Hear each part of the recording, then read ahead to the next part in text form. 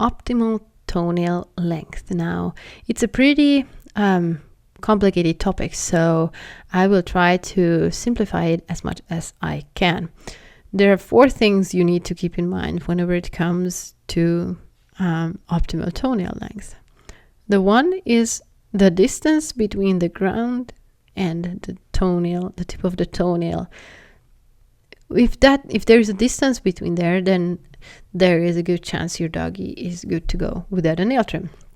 Again, we observe the doggy while standing 4 feet on a flat, level ground, and it's super important because that's the best way to give you the most accurate idea whether your doggy needs a nail trim or not.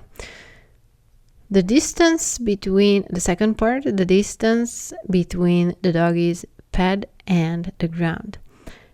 In case the nail gets too long, like you see on the bottom image on the second part, that in case the nail gets too long, it will lift up the toe pad a little bit from the ground. Now that little bit can be very, very painful and uncomfortable for a doggy constantly on a daily basis.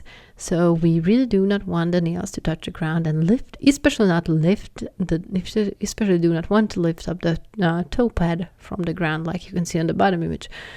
On the third, as for the third part, sometimes doggy nails grow in a way that it's really curly and they curl back. So in case your doggy's nails are kind of curled like a donut, then you really need to make sure that they won't close back to the skin.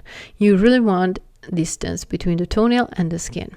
So in case your doggy has the top nail on the third point, then you're good to go. If your doggy has something like on the bottom part there, you really, really need to keep in mind and pay attention to the doggy's nail length, because we need to make the quick grow back. We really want to avoid the nail touching the skin, let alone growing into the skin. So you really need to pay closer attention than as if your doggy had more straighter nails, like on the top ones. As the fourth part, the distance between the doggy's toenail and the skin, whether it's getting closer or curling around or under or on the side outward on the doggy's toe pad. Making sure that there is distance again there and it's not getting closer to the skin is critical. So we'll talk about this. You're gonna see real doggy nails in a separate video. This is the why, and we're gonna talk about the how to check in a separate video. Optimal dew claw length. Now I made a little drawing here, and that's my doggy on the top. The dew claws are a little bit higher. You can see the location, and then this is how I determine how long the dew claws are and how long they are supposed to be. Anything around the green area is good. The yellow is getting a little bit longer. Whenever it's that case, the doggy's dew claws tend to get stuck a little bit more, whether they are trying to get out of somewhere, and they tend to injure themselves more whenever it's on the on the orange and in the red area, especially in the red area. The curlier they get, if you take a look at the bottom right image, the curlier they get, the harder it is going to be for the doggy to get them out of that thing before breaking the nail. So keeping them in the green area will be ideal. However, it needs a person who can perform nail trimming very precisely. So in case the doggy's quick life part of the nail has grown down together with the nail, they need your doggy needs a schedule to get the quick grow back and recede. So it's not just going to be like one cut and it's going to be good. There are methods and veterinarians who do that, but I find that highly cruel and painful. So if there's another way to do that, especially on a dew claw, then I much rather explain this to clients and then have them come back for frequent nail trims for the doggy to get that quick recede, and then they can maintain the length and they can reduce the number of meetups with me for nail trimming. So that was the basic for optimal dew claw length. You really want to keep your doggy's nails in the green part, the green section, so it's gonna be the safest way. Dew clawing dogs is a totally separate section. I'm gonna share my opinion on this real fast, so it's gonna be a little biased here. I'm really for dew claws. I want to keep them. I did not get my doggy to remove. I did not get them removed on my doggy, so they have a reason why they are there. But we really need to make sure that we keep an eye on those doggy parts to keep the doggy safe. Because in Mother Nature, they would run and dig holes, and they would take care of the dew claws in case they got exposed to enough wild stuff. But the urban doggy needs a little bit of assistance with those. Toenails and dew claws length. Now let's take a look. This is an awesome part. I'm crazy about nails, as you're going to learn a little bit more about that later. And even now. But let's get back to this part. So how do we check the nails? Oftentimes doggy parents have no clue what's going on the nails, because they take a look at the fluffy paw, like on the top left, and they do not get any information about the nails. They just suspect they are there. So if you use either a blow dryer, like on the top right, or your hands to pull the hair back while your dog is standing 4 feet on the ground on a level surface, you're going to actually be able to see what's going on with the nails. And you can go back and see these guys on your doggy, and you can decide whether these 4 points,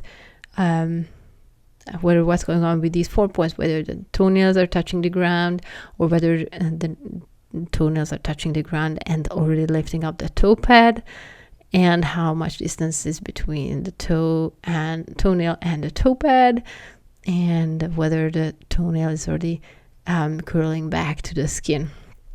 So removing the hair from your view to see what's going on with the nails is critical. You can do these methods I'm just detailing here, and then you're going to see videos of me doing it exactly. So it's just a basic knowledge about that. Let's take a look. A few nail images from my book. You can see that even the toenails can be positioned in a way that it makes the doggy really hard or even impossible to file those nails. So on the top left one, you see that the outer side, the outer nail is positioned in a way that it makes it extremely hard for the doggy to file it, if not impossible. On the middle one, on the top row, you see the doggy's nails curling back very close to the skin, and all around on the inner circle, and even the tip of the nail is growing towards the toenail. So the doggy was basically walking on the toes, the curved toes, and moving the paw pads higher up and pressing the paw pads against the nail. So it's very uncomfortable. And you can see the middle toenail there. That's more like on the straighter side, but that one is still too long. So this is a constant misery for that poor puppy. On the left side, on the right side, in the top row, you can see a very, very sharp doggy nail. Now, this is from a client. It was a tiny, tiny doggy, like 15, 20 pounds. And the doggy scratched her mom so bad while she was giving a bath for her with these nails that she was bleeding very, very hard. Or very, very hard, yeah. And it took her weeks until she healed that injury. So keeping the doggy's nails is not just beneficial from comfort perspective for the doggy, but also for safety, from safety perspective for the doggy and you and kids. On the bottom row, you see it's the same dog. You see how much difference can be on two paws. On the left one, you see the outer and inner side of inner nails are fairly straight, but the middle two are twisted, and they are like almost laying on the ground. So it's very, very hard. As you can see, the doggy was having a very hard time filing those nails. They are way longer than the other two on the sides. And on the right side, you can see that even the nails were fairly straight, still kind of twisted, but not that much like on the left side, the doggy still had a hard time filing the nails. So keeping an eye on the nails, or just getting your doggy on a regular schedule for a face feed and Fanny to get the nails monitored by a professional is very, very helpful. And your doggy will thank you for that step for sure. And here's my little precious. If you want to learn a little bit more, or a lot more, about nail trimming, you can get my book Nail It, the step-by-step guide to the joyful dog nail trimming. It's for parents and professionals as well. So if you're a groomer, you're going to be absolutely love it, I think. But even if you're a parent, you're going to still absolutely understand everything in it, and you can use all the tricks and tips how to keep your doggy still for the nail trimming and how to perform it yourself.